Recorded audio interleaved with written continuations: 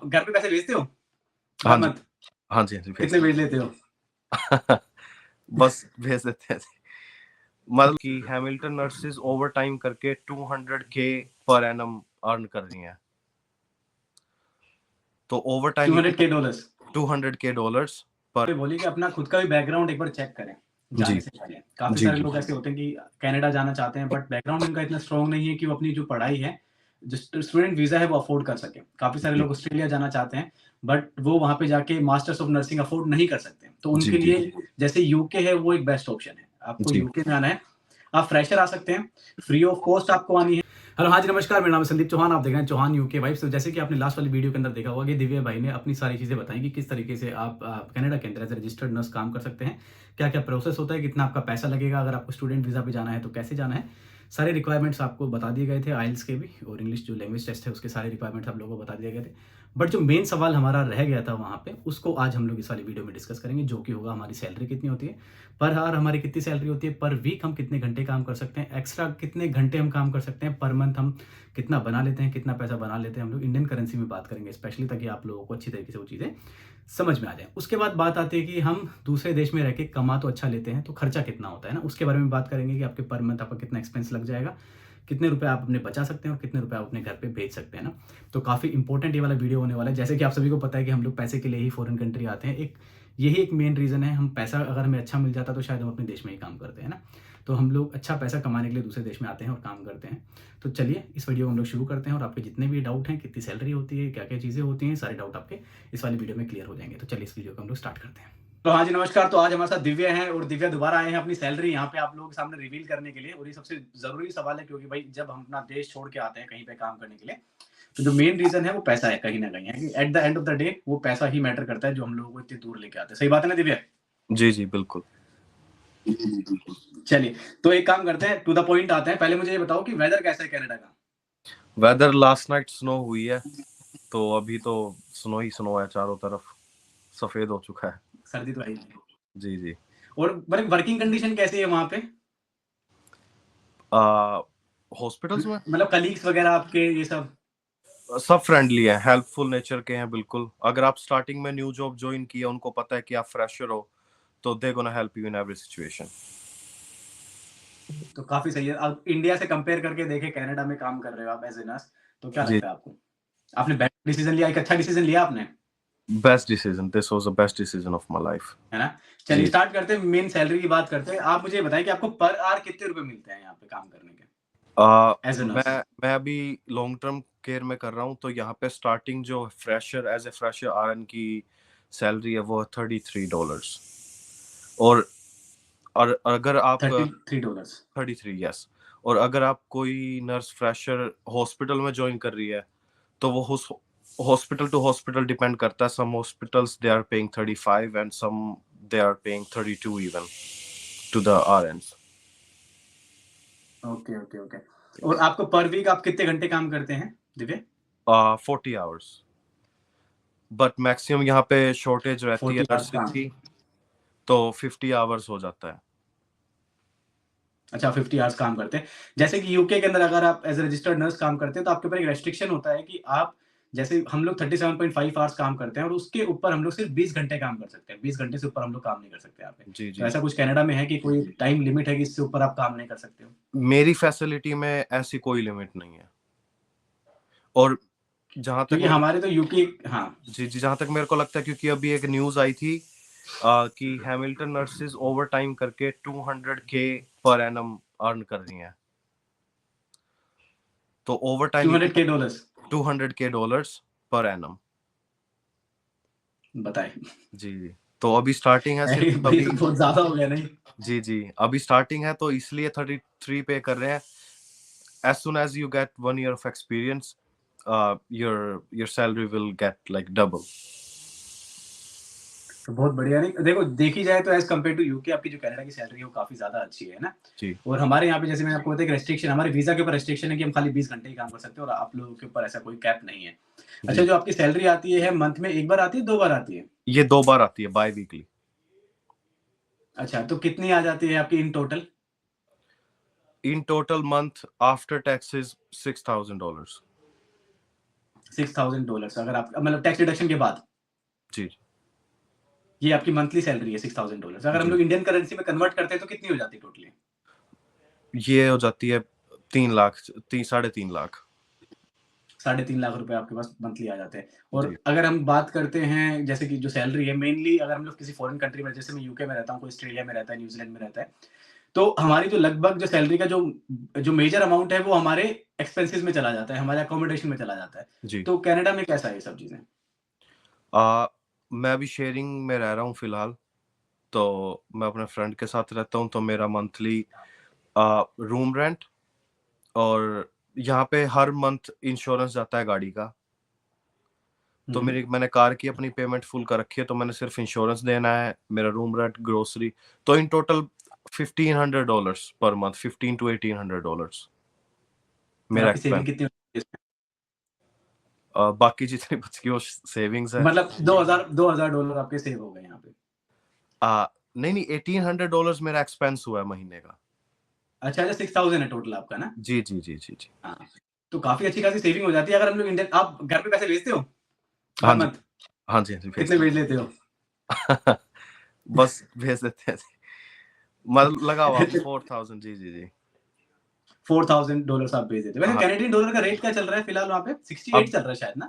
नहीं नहीं, 68 तो नहीं कभी हुआ। अभी हाँ। 62 चल रहा है। अच्छा, 62। 62 चल रहा है, शायद जी मैंने ही गलत पढ़ लिया, पर हाँ 60s में चल रहा था, इतना मेरे को पता है 60s जी में चल जी रहा है। जी। तो काफी अच्छा है वैसे देखा जाए तो आपका, अगर वहाँ पे सेविंग इतनी अच्छी हो रही है। अगर बस वेदर की थोड़ा थोड़ा इशू अपने इंडियंस को ना, थोड़ी सर्दियों का मार वहाँ पे झेलनी पड़ेगी। जी खासकर भाई जहाँ मैं यहाँ रहता हूँ यूके के अंदर, तो यहाँ पे वेदर भी खराब है ना? वेदर की तो कंडीशन ऐसी है। बट यहाँ पे फैसिलिटीज आपको काफी ज्यादा मिलती है। क्या आपको वहाँ पे इंश्योरेंसेस पे करने पड़ते हैं अपनी हेल्थ को लेके? सॉरी, किस चीज का इंश्योरेंस? जैसे हेल्थ का इंश्योरेंस हमें पे करना पड़ता है, फिर हेल्थ सेक्टर फ्री है आप लोगों के लिए? नहीं, यहाँ पे हेल्थ सेक्टर फ्री है। और एजुकेशन बच्चों की? वो भी फ्री है। काफी अच्छा है यार ये तो, नहीं? जी, यहाँ पे अच्छा, कुछ हमने एक प्राइवेट पॉइंट। स्कूल्स हैं। हाँ कुछ हाँ। प्राइवेट स्कूल्स हैं यहाँ पे जहाँ पे करनी पड़ती है fees. Otherwise maximum students they will prefer public schools. अच्छा, मैं एक पॉइंट और यहाँ पे रखना चाहूँगा कि हमने जो थोड़ी देर पहले डिस्कस किया था कि अपने एम्प्लॉयर रेफरेंस वाली बात करी थी आपने ना, उसके बारे में थोड़ा बताएँगे आप मुझे? जी, तो so I want to add one thing that I said in the last video, that English requirement है यहाँ पे एनक्लेक्स क्लियर करने के बाद। लेकिन अगर आपका एम्प्लॉयर रेफरेंस दे देता है सीएनओ को, एक लेटर होता है सीएनओ की वेबसाइट पर, जैसे ही आप अपना अकाउंट ओपन करते हो तो वहाँ पे रिक्वायरमेंट्स आ जाती हैं। तो वहाँ पे एक इंग्लिश लैंग्वेज का भी आता है, तो वहीं से ही फॉर्म डाउनलोड होता है। तो अगर वो फॉर्म आपका एम्प्लॉयर फिल करके सीएनओ को सेंड कर रहा है, तो आपको आइल्स वगैरह कुछ देने की जरूरत नहीं है। Otherwise you have to give IELTS and get E7 each in each module. UK के अंदर भी ऐसा होता है कि अगर आप मानिए किसी केयर होम में काम कर रहे हैं और एक एज़ अ केयरर काम कर रहे हैं और आपको एज़ अ नर्स काम करना है, अगर आप बैक होम इंडियन अगर आप नर्स हैं, तो अगर आपको नर्स काम करना है तो आपके पास एक इंग्लिश रिक्वायरमेंट इनका जो एग्ज़ाम होता है उसका वो होता है। बट अगर आप एनएमसी की साइट पे अप्लाई करते हैं तो वहाँ पे आता है एक एम्प्लॉयर रेफरेंस करके। अगर वो फॉर्म आपको वहीं से मिलेगा, वहीं से फिल करना है और आपको जो आपके मैनेजर है उससे साइन करके उनको वापस करना है। तो इसका मतलब ये है कि हाँ, ये जो बच्चा है ये अच्छी है जिसकी इंग्लिश में कम्युनिकेशन, राइटिंग में, लिसनिंग, स्पीकिंग एंड रीडिंग में जी जी सारी जी। चीज़ें सही हैं। और अगर वो रेफरेंस मिल जाता है तो बच्चे का जो ओईटी या फिर आईएलटीएस जो भी एग्ज़ाम होता है वो वेव ऑफ हो जाता है, वो उनको दे देते एग्जैक्टली एग्जैक्टली, सेम है, सेम है। हैं।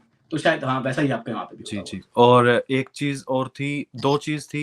यहाँ पे हेल्थ कार्ड जो फ्री होता है, जिसमें सब कुछ हेल्थ केयर, तो उसका कार्ड बनता है ओंटारियो हेल्थ कार्ड। वो हुँ। आपका तभी बनेगा जब आपके पास फुल टाइम जॉब होएगी और आपका एम्प्लॉयर आपको सपोर्ट कर रहा है उस जॉब में। तो वहां से एक लेटर लेना होता है, वो फिर यहाँ पे मिनिस्ट्री में लेके देके जाना होता है वो लेटर। तब आपका हेल्थ कार्ड बनता है, तब आपका सब कुछ फ्री है। Otherwise you will just go to private insurance and अच्छा, देन। फिर आपको इंश्योरेंस पे करना है उसके लिए यस, पर जी मंथ। जी जी। फिर उसमें पर मंथ आपको $100, 70 $100 पे करना पड़ेगा। तो अच्छा अगर दिव्या भाई, मैंने मेरी तरफ से मतलब जितना हो सकता है मैंने मेरे चैनल के थ्रू लोगों को ये बताने की कोशिश करी है। जो बच्चे इंडियन सेक्टर में काम कर रहे हैं, स्पेशली जो प्राइवेट सेक्टर में काम कर रहे हैं, कि अगर आपको गवर्नमेंट जॉब नहीं मिलती है, जी तो आप एटलीस्ट बाहर की ट्राई करें। काफ़ी सारी कंट्रीज़ आपको लेने के लिए बैठी हैं। दुबई हो गया, अगर हम लोग बात करें सऊदी हो गया, जी, यूके है, आपके पास बिल्कुल। कनाडा है, आपके पास ऑस्ट्रेलिया है, न्यूज़ीलैंड है। तो मेरे हिसाब से तो बहुत अच्छा ऑप्शन है as compared to private hospitals, right? जी तो बिल्कुल। आपका क्या विचार है इस चीज को लेके? आ, सबसे पहले इंडिया में इतनी रिस्पेक्ट नहीं है नर्सेज की। मैंने खुद 1 महीना 1 मंथ मैंने जॉब की थी प्राइवेट सेक्टर में, तो I know that I have to do 10 hour shift just for 8,000 Indian rupees for month. मतलब इतना तो मेरा खर्चा मेरा ज्यादा हो जाता है चंडीगढ़ में। अगर मैं चंडीगढ़ में रह रहा हूँ तो रूम का रेंट प्लस सब कुछ वही 15,000 का हो जाता है। सैलरी थी 8,000। तो सबसे पहले तो एक रिस्पेक्ट की वैल्यू की बात आती है, फिर दूसरी बात मनी की बात आती है, उसमें भी कमी है। तो मैं तो यही सजेस्ट करूंगा कि आप फॉरेन आए, जो किसी भी कंट्री जहाँ पे आपको कंफर्ट लगता है, जहाँ पे आप एप्लीकेबल है, पूरी पहले रिसर्च करो अपने बैकग्राउंड से रिलेटेड, फ्यूचर से रिलेटेड, कहाँ पे आपको स्कोप ज़्यादा मिल रहा है, कहाँ पे आपको फ्यूचर पर्सपेक्टिव क्या है क्या नहीं है। मैं आई विल सजेस्ट दैट। और आपने एक बहुत अच्छी चीज यहाँ पे बोली कि अपना खुद का भी बैकग्राउंड एक बार चेक करें जी जाने से पहले। काफी जी सारे जी लोग ऐसे होते हैं कि कनाडा जाना चाहते हैं बट बैकग्राउंड उनका इतना स्ट्रांग नहीं है कि वो अपनी जो पढ़ाई है, जो स्टूडेंट वीजा है वो अफोर्ड कर सके। काफी सारे जी लोग ऑस्ट्रेलिया जाना चाहते हैं बट वो वहां पे जाके मास्टर्स ऑफ नर्सिंग अफोर्ड नहीं कर सकते। तो जी उनके जी लिए जैसे यूके है वो एक बेस्ट ऑप्शन है। आपको जी यूके में आना है, आप फ्रेशर आ सकते हैं, फ्री ऑफ कॉस्ट आपको आनी है, जॉब आपको वहीं से मिलेगी इंडिया से, तो आपके लिए बेस्ट ऑप्शन है। एक तरीके से स्टेपिंग स्टोन है।